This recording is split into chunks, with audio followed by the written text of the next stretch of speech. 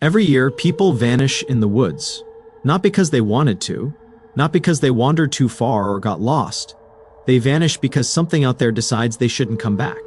It's a strange thought, isn't it? The idea that while you're sitting by your campfire, laughing with your friends, roasting marshmallows, and staring up at the stars, something could be watching from just beyond the tree line. You wouldn't see it, you wouldn't hear it, but it sees you. It's been there longer than you've been alive, and tonight it's closer than it's ever been.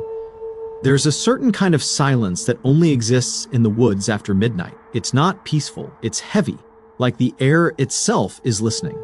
Every twig that snaps makes your heart skip. Every gust of wind sounds like a whisper. You tell yourself it's just your imagination, but deep down, a small part of you knows that's not true. Nature doesn't play tricks. The forest isn't pretending. It's simply waiting. When people share their camping stories, the good ones, the wholesome ones, they always talk about disconnecting from the world, about finding peace in the quiet. But the quiet isn't always your friend. Out there, away from the city lights and safety of crowds, you realize how fragile you really are. Your flashlight beam only reaches so far. The fire burns low, the cold creeps in. And that's when the forest begins to feel alive. As if it's breathing around you, shifting, studying you. You might think the scariest part of camping is the darkness itself, but it's not. It's realizing that something else could be sharing that darkness with you. Maybe it's an animal. Maybe it's something far worse, something that understands you better than you understand it. People like to believe they're at the top of the food chain, but step a little too far off the trail, and the forest has a way of reminding you that you're not. The stories you're about to hear, they're not urban legends, they're not campfire tales crafted to spook kids. These are accounts from people who went camping and came back different, if they came back at all. Some can still hear the footsteps circling their tents. Some saw shapes moving between the trees when there shouldn't have been anyone else out there. Some woke up to whispers right beside their ears. And a few, the truly unlucky ones, can't tell us what they saw at all. So, as you listen tonight, turn down the lights, let the room get quiet. Imagine the cold ground beneath your sleeping bag, the faint crackle of the fire, the vastness of the woods stretching endlessly beyond sight. Because out there, in that silence, is where these stories live. And once you've heard them, you'll never look at the forest the same way again. The fire crackled softly, its orange glow pushing back the darkness just enough to see the faint outlines of the trees. Beyond that, nothing, just an ocean of black stretching endlessly into the unknown. The night was cold, not the kind that makes you shiver, but the kind that makes the air feel thicker, heavier. It wrapped around the campers like a living thing. Every breath they took turned to mist and vanished just as quickly, like the woods were swallowing their warmth. Someone laughed quietly, but it didn't sound natural. It was forced, a nervous attempt to break the tension that no one wanted to admit was there. The sound died as fast as it started, replaced by the steady rhythm of insects somewhere far away. The kind of background noise you don't notice until it stops. And then it did. The forest went completely still. Not even the wind dared to move. One of them looked up, squinting into the dark. "Did you hear that?" They all heard it, but no one wanted to say so. There was a rustle, faint, deliberate, like something brushing against the undergrowth. Not fast, not frantic, slow, measured. The sound of something that wasn't afraid. The group exchanged glances, the kind people share when words won't come out, when instinct says something's wrong. The fire popped, sending a shower of sparks into the air, and for a split second, one of them swore they saw a figure standing just beyond the light. Tall, motionless, watching. But when the sparks faded, there was nothing there, just the quiet woods staring back. That's the trick the forest plays on you. It lets you see just enough to doubt yourself. Time passed, but no one could tell how much. Out there, hours stretch like shadows. They bend, twist, disappear. The darkness becomes a mirror for everything you fear. You start to imagine things, footsteps, whispers, breathing that isn't your own. But maybe they're not imagined at all. Maybe the woods aren't empty. Maybe they never were. It's strange how fear can change the way the world sounds. The same owl that felt peaceful before now seems to scream. The wind through the trees becomes a whispering voice. Even your heartbeat sounds too loud, too exposed. Every instinct tells you to. Get closer to the fire, to stay where the light still touches. But deep down, you know that won't save you. Somewhere, far beyond the reach of the flames, something moves again, closer this time. The silence breaks for just a heartbeat, then returns, heavier than before. No one says a word, they just stare into the dark, waiting, hoping the sound was just a deer, or a branch falling, or anything that makes sense. But the woods don't offer explanations, only echoes, only shadows, and in that moment, when you realize you're not alone, you understand the scariest thing about the forest isn't what you can see, it's what's waiting for you when the light finally dies. There's a kind of fear that doesn't need monsters or ghosts to exist. It's the quiet kind, the one that crawls up the back of your neck when you're alone and realize how far away help really is. Out there in the woods, there's no signal, no streetlights, no neighbors, just you, the night, and whatever else decided to see all that place home. That's when the fear starts to feel real, because deep down you know that out there anything could happen, and no one would ever know. You tell yourself you're safe, you packed enough supplies, you set up camp near the trail, you did everything right. But when the sun goes down and the forest swallows the last bit of light, logic starts to fade. The mind begins to play tricks, or maybe it doesn't. You hear a twig snap, then another. You freeze, maybe it's an animal, you think. A raccoon, maybe a deer. But why does it sound like footsteps? Slow, deliberate, moving just close enough for you to notice, but never close enough to see. You shine your flashlight toward the sound, and the beam hits nothing but trees. That should be comforting, but it isn't. Because the woods don't care what you see, they care that you don't. You turn the light off, trying to calm yourself, but that's when you hear it again, this time behind you. The cold rush of realization hits. Why? We're being watched. This kind of fear is human.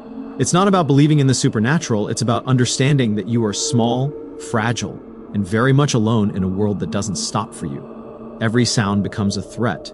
Every shadow feels like it's breathing. You start to question what's real. Was that whisper the wind? Or someone speaking your name? Was that movement just the fire flickering? Or did something step closer? People like to say the woods are peaceful, but peace isn't the same as safety. There's something unnerving about how vast the wilderness is, how easily it could swallow you whole. Think about it. If you screamed right now, how far would your voice carry before it was lost in the trees? How long before anyone realized you were gone? That's the kind of fear no ghost story can match. The fear of simply disappearing without reason, without witness, without trace. And maybe that's why so many true camping horror stories feel the same. They don't rely on fantasy. They rely on the undeniable truth that out there you're vulnerable. A wrong turn, a strange sound, a light in the distance that shouldn't be there, that's all it takes. Because in the wilderness, danger doesn't always come from the dark. Sometimes it wears a human face. And sometimes it's been waiting for you longer than you've been alive. It always starts quietly, the kind of quiet that makes you notice your own breathing. The campers had been out there for hours, the fire burning low, the woods calm, almost too calm. They thought the worst part of the night was over. But that's the thing about the forest, it waits. It lets you get comfortable. First, it lets you laugh, tell stories, and believe you're safe. And then, just when you've stopped paying attention, something shifts. Something small, something wrong. It's never obvious at first. Maybe a branch snaps too close to camp. Maybe the wind stops blowing when it shouldn't. Someone jokes that it's just an animal, but the tone of their voice betrays them. There's a pause, a glance exchanged between tired faces. The silence stretches a little too long. The fire pops, the shadows move, and for a second everyone swears they saw something standing just beyond the light. But no one says it out loud, because if you name it, if you acknowledge it, it becomes real. That's how tension builds out here, not with screams or sudden noises, but with patience.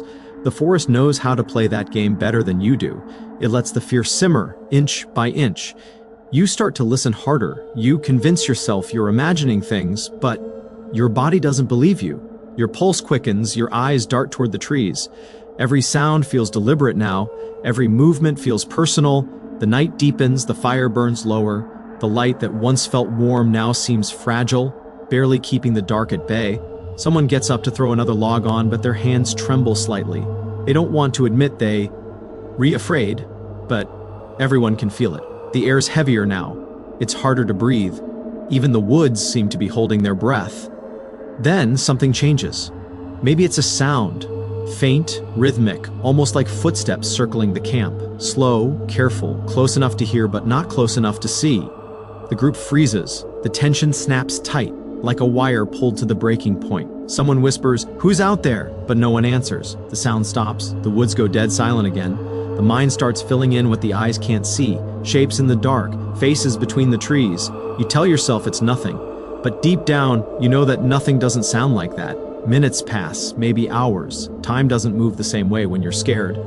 The fire's dying now, and no one dares to stand up. The woods press in, the dark thickens, and the air feels colder. Somewhere out there, just past the edge of the light, something waits. You can't see it. You can't prove it's real. You can feel it. The weight of its stare, the slow rhythm of its steps returning. And when the last ember fades, when the forest finally swallows the light completely, that's when you understand the quiet was never empty. It was watching you the entire time. By the time the sun rises, the woods always look different. The same trees that loomed like silent giants just hours before now seem harmless, ordinary, almost beautiful. The fear that felt so heavy in the dark starts to fade, replaced by relief, the kind that makes you laugh, nervously, and tell yourself it was all in your head. But deep down, something still lingers. That feeling that you weren't alone, that something out there was awake when you were supposed to be safe. People like to say the night plays tricks on the mind, that fear distorts what's real. But that explanation only goes so far. Too many stories start the same way. Campers, hikers, travelers who vanish between sunset and dawn. Search parties find their campsites undisturbed, fires still burning, gear untouched. No signs of struggle, just absence. It's the kind of detail that doesn't fade with daylight. It stays with you, buried beneath the comfort of reason. The truth is, we don't know what's out there. We walk into the wilderness, believing we understand it, that it's just trees, soil, and sky. But the woods have a memory older than we can imagine. Every trail, every clearing, every quiet stretch of earth has seen things we'll never understand. And maybe that's the problem. Maybe we've forgotten that some places aren't meant to be fully known. Fear, in its purest form, isn't about ghosts or monsters, it's about awareness. That sharp edge of instinct that whispers when logic fails. The stories you've heard tonight aren't just to scare you, they're reminders, warnings. The forest doesn't need to chase you, it only needs you to let your guard down. It watches, it waits. And it remembers those who forget where they are. So the next you find yourself under an open sky, far from city lights, surrounded by trees that stretch endlessly into black. Listen, not just for sounds, but for silence. Because silence in the woods isn't empty, it's alive. It breathes with you, it listens with you, and sometimes it listens for you. Maybe you'll be lucky. Maybe you'll leave with nothing but good memories, laughter, and photographs. Or maybe years from now, when you're lying awake one night, you'll think about that sound you couldn't explain, that shadow you thought you saw. The reason you suddenly woke up at 3 a.m. for no reason at all. The forest doesn't always take you. Sometimes it just leaves a piece of itself with you. A whisper, a chill, a memory that won't fade. That's the price of stepping into its world. You can pack your bags, you can drive home, you can tell yourself it's over. But once you've seen what hides beyond the firelight, you never really leave the woods. The woods come back with you.